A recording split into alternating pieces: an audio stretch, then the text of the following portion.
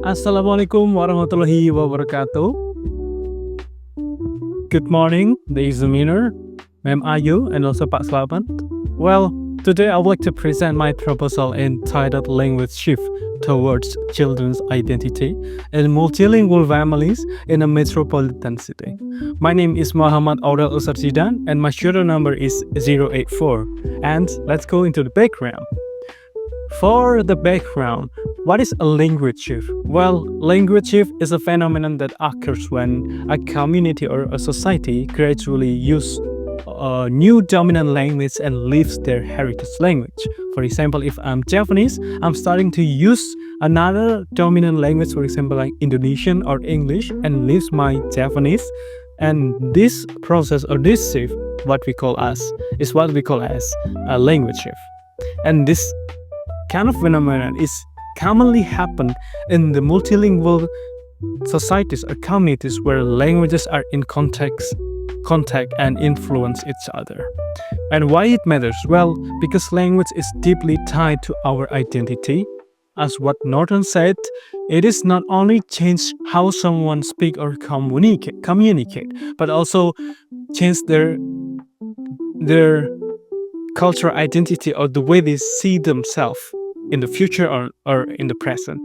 Well, and one concern about language is that someone can lose their identity or even build another identity and even losing their identity. And this is very interesting phenomena to study. Well, now let's move to the research gap. There are 3 previous studies that I got here. The first one is from Darwin and Evisariza, 2024. And the second one is from Andrianti, 2019. And the third one is from Widyawati, 2024.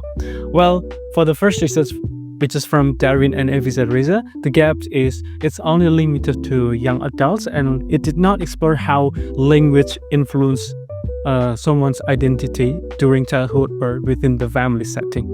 Well, for the second one, from Andrianti 2019, the study only focused on the shift from regional language to national language Indonesia, Japanese to Indonesia, and the study doesn't focus on English and a family setting. For the third previous study, which is from Widyawati 2024, the study was largely descriptive and lack of theoretical grounding, and also it's only rely on a single participant because this is a case study. Now, addressing this gap, the present study will focus on children aged 5 to 16 years old and combine both parent and also child perspective and applies more theoretical grounding, for example, language ideology and also Norton's theory. Now, let's move to the research question. The first key is what factors influence the shift from regional language to English in multilingual families?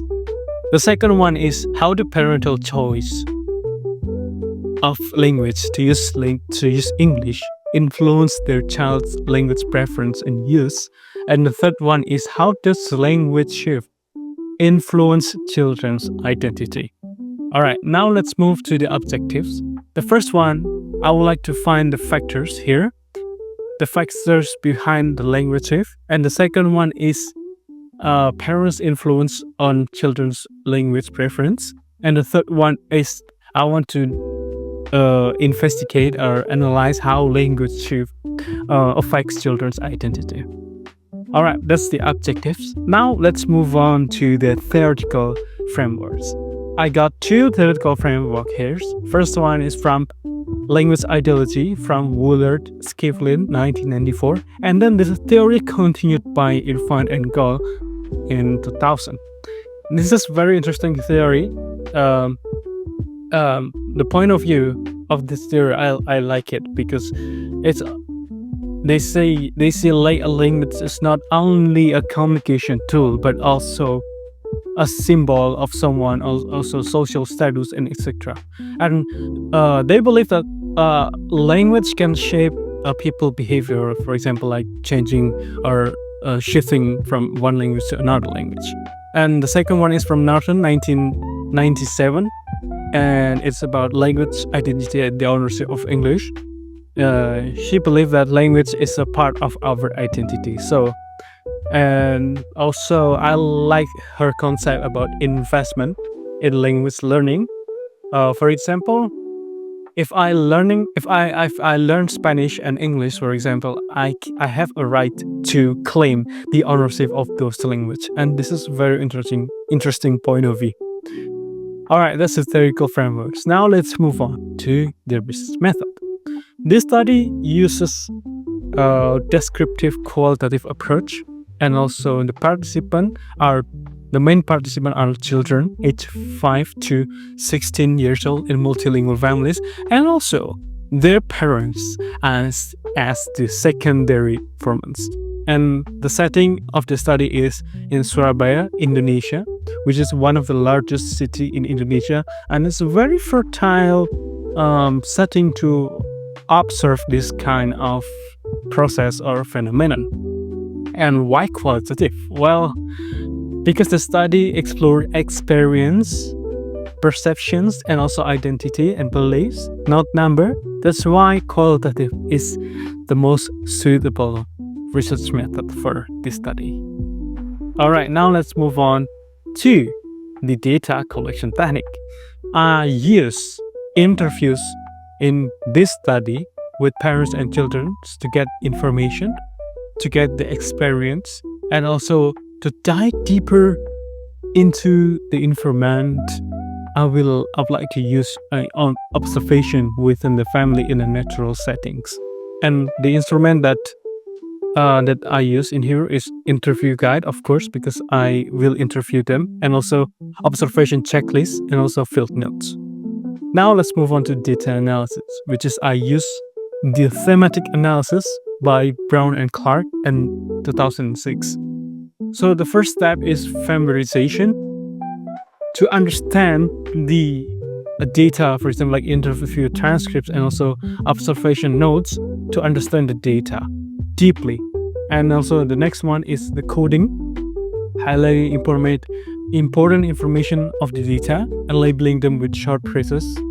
And then the theming give each theme a clear name and also explanation that reflect its meaning and how it relates to the study. And the last one is interpreting everything, analyzing the themes using theories and support them with the data and connecting them to the research question and also the research objectives. All right, then now let's move on to the significance of the study. Well, theoretically, the study can enrich understanding about language and also children identity, especially in Indonesian multilingual families context. And practically, it can be very useful for parents to reflect on their language choice towards the children. And for educators, it will support multilingual identities. And for policymakers, it can help to preserve local languages in the era of English dominance. All right, then, now let's move on to the scope and limitation of the study. Well, the scope of the study focuses on multilingual families in Surabaya, Indonesia. And the participants include children aged 5 to 16 years old and their parents. And it uses qualitative methods using data collection techniques such as interview and observation. For the limitation of the study is that it's geographically limited to Surabaya, one city, not another city. It is also focused on only family domain, and it based on self-reported data and naturalistic observation that could be maybe biased or something. And the findings may not be generalized statistically because it is a qualitative research, so that's why. Well, thank you very much for watching this video. If you have any question, ma'am, and so you can personally contact me or you can hit me up in the chat. Well, thank you so much. Assalamualaikum warahmatullahi wabarakatuh. Have a good day.